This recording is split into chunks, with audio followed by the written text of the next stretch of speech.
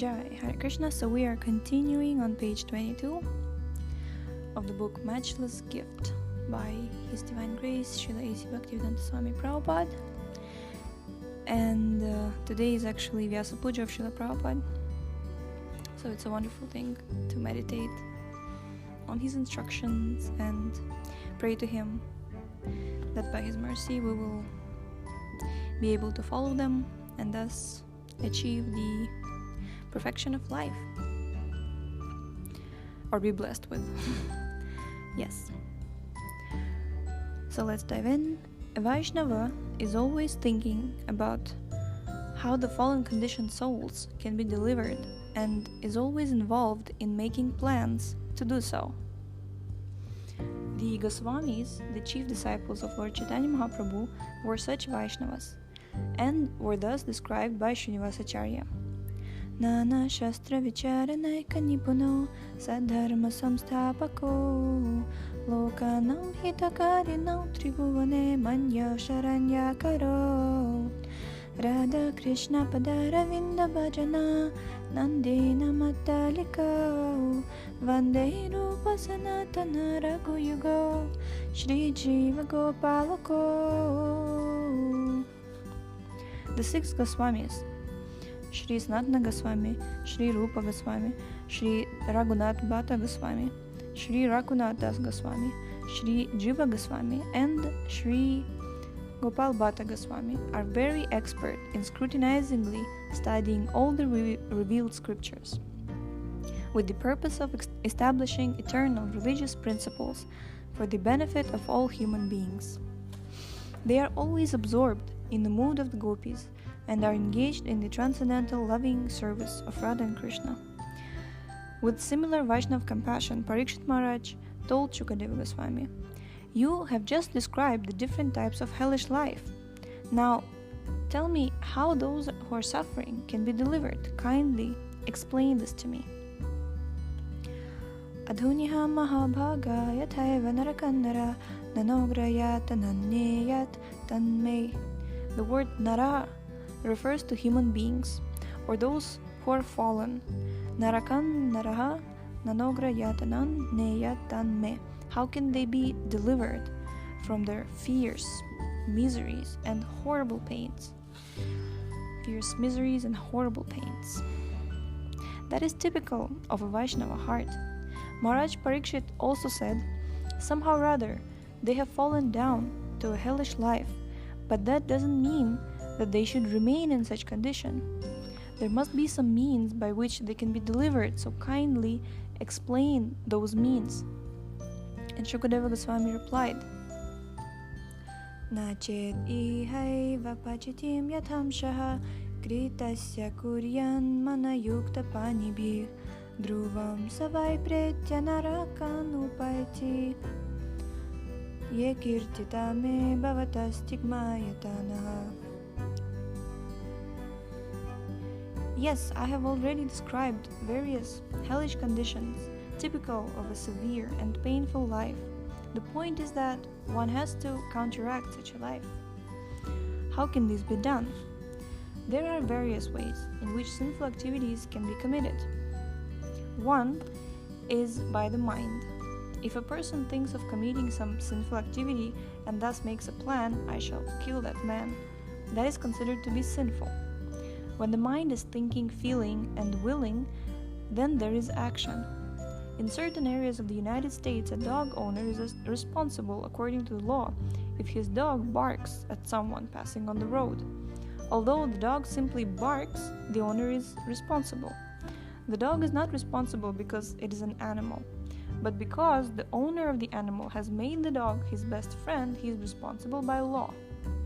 Similarly, just as the barking of a dog may be considered unlawful, offensive speech may also be considered sinful, for it is just like barking. The point is that sinful activities can be committed in so many ways. One may think of them, or one may speak sinfully, or one may actually commit a sin. In any case, they are all considered sinful activities. Dhruvam savai pretya narakan upaiti. One has to suffer punishment for such activities. People do not believe in a next life because they want to avoid botheration and punishment. But the next life cannot be avoided. It is a well-known fact that we must act according to law, or we will be punished. If one commits criminal activities, the state will punish him. Sometimes, however, a criminal may escape punishment by the state, but this is not the case with God's law. One can cheat others, commit theft, and hide, thereby saving himself from the punishment of the state. But one cannot save himself from the superior law, the law of nature. It is very difficult because there are many witnesses. The daylight is the witness, the moonlight is witness, and Krishna is the supreme witness. Thus one cannot say, I'm committing the sin, but no one can see me. Krishna is the supreme witness, sitting within the heart, and he not only notes what one is thinking and doing, but he also gives the living entity facility. If one wants to do something in order to satisfy his senses, Krishna gives all facility. This is stated in Bhagavad-gita, Sarvasya chaham hridisa nivishta. I'm sitting in everyone's heart. Matta smritir jnanam apohanam cha. Bhagavad-gita 15.15. From me come remembrance, knowledge, and forgetfulness. Smritir, remembrance, jnanam, knowledge, apohanam, forgetfulness. In this way, Krishna gives us a chance. If we want Krishna, he will give us a chance to have him. And if we don't want Krishna, he will give us a chance to forget him. If we want to enjoy life forgetting Krishna, forgetting God, Krishna will give us all facility so that we can forget. But if we want to enjoy life in Krishna consciousness, Krishna will give us the chance to make progress. This is up to us. If we think that we can be happy without Krishna consciousness, Krishna does not object to that. Yathechasi tatha kuru. Bhagavad-gita 18.63. After advising Arjuna, he simply said, now I have explained everything to you. Whatever you desire, you can do. Arjuna replied immediately, Karishye vachanam tava. Bhagavad-gita 18.73. Now I shall execute your order. That is Krishna consciousness. God does not interfere with our tiny independence. If we want to act according to the order of God, then He will help us. But even if one falls down sometimes, if one becomes sincere, thinking from this time I shall remain Krishna conscious and execute His orders, then Krishna will help him. In all respects, even if one falls down, he will be excused and given more intelligence. This intelligence will say, don't do this. Now go on with your duty. But if one wants to forget Krishna, if he wants to become happy without Krishna, the Lord will give so many chances to enable him to forget him, life after life. Parikshit Maharaj said, it is not that if I say there is no God, that there will be no God, or that I will not be responsible for what I do. The atheists deny God due to their sinful activities. If they thought that there were God, they would shudder at the thought of punishment, therefore they deny His existence. When rabbits are attacked by larger animals, they close their eyes and think, I'm not going to be killed.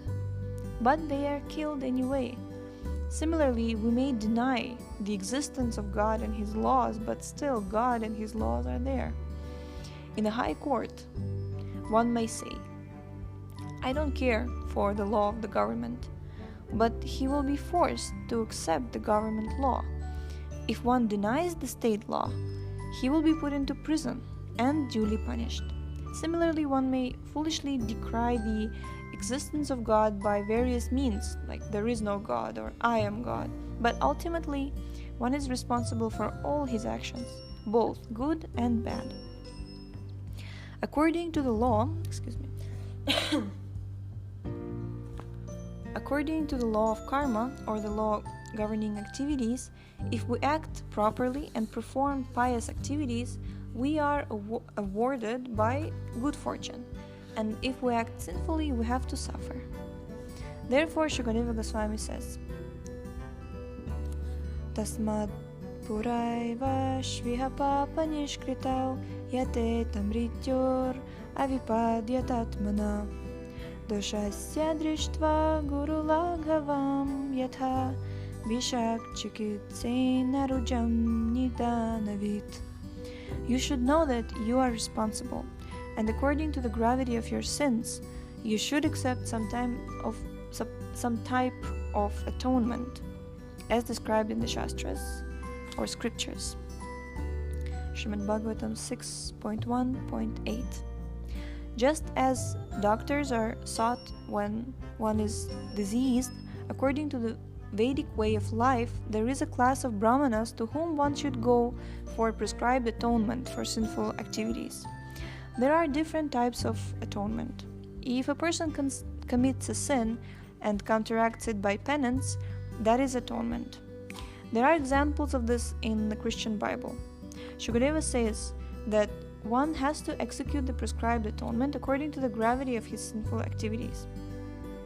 As physician can prescribe an expensive medicine or a cheap medicine according to the gravity of the disease, for a headache he may simply prescribe an aspirin, but if there is some severe illness, he may prescribe a surgical operation, which will cost thousands of dollars. Similarly, sinful activities are diseases, so one should follow the prescribed cures to become healthy. By accepting the chain of birth and death, the soul accepts a diseased condition. The soul is not subject to birth, death, or disease because it is pure spirit. In Bhagavad-gita, Krishna says that a soul has no birth, na jayate, and that it has no death, mriyate. Na jayate mriyate va kadachina yam bhutva bhavitava na bhuya ajo nitya shashvata yam purano na hanyate hanyamane sharire. For the soul there is never birth or death, nor having once been does he ever cease to be. He is unborn, eternal, ever-existing and undying and primeval. He is not slain when the body is slain. Bhagavad-gita 2.20. Modern civilization is in dire need of an educational system to give people instructions on what happens after death. In actuality, the present educational system is most defective, because unless one knows what happens after death, one dies like an animal. An animal does not know that he is subject to death, or that he is going to have to take another body. Human life, however, should be more elevated. One should not simply be interested in the animalistic functions of eating, sleeping, defending, and mating. A living entity may have an abundant supply of food for eating, or many nice buildings for sleeping, or good arrangement for sex life, or a good defense to protect him, but this does not mean that he is a human being. A civilization which is based on these activities should be known as animalistic. Since animals are also interested in these functions, what is the difference between human life and animal life if a human being doesn't go beyond them? The distinction can be made when a human being becomes inquisitive and asks, "What have I been doing to be put into this miserable condition? Is there any remedy for it? Is there perpetual, eternal life? I do not want to die, nor do I want to suffer. I want to live very happily and peacefully. Is there a chance for this? What is the method or science by which this can be achieved?" When these questions are asked and steps are taken to answer them, our human civilization is the result. If the questions never arise, then that civilization should be known as animalistic. Animals and animalistic human beings are simply interested in continuing the process of eating, sleeping, mating, and defending. But in actuality, this process is forced to break down. The fact is that there is no real defense, because no one can protect himself from the hands of cruel death.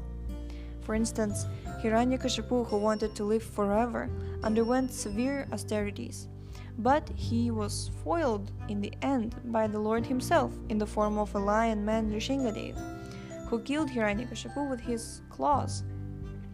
So-called scientists are now claiming that some time in the future we shall stop death by scientific methods, but this is simply another crazy utterance.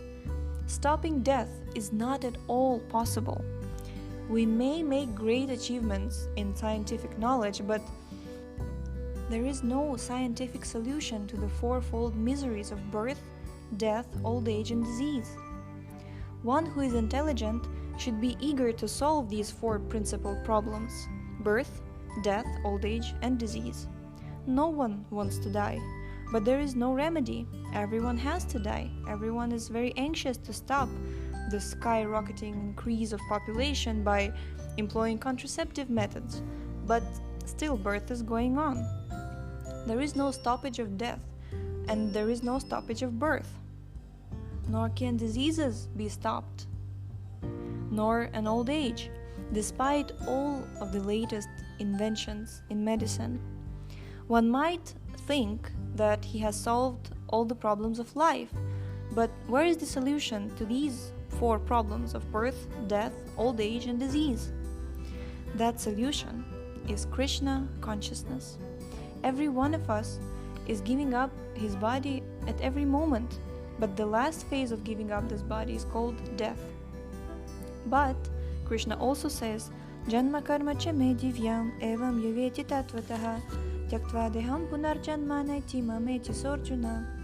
One who knows the transcendental nature of my appearance and activities does not, upon leaving this body, take his birth again in this material world, but attains my eternal abode, O Arjuna.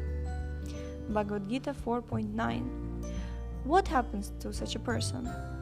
Mam eti. He returns to Krishna.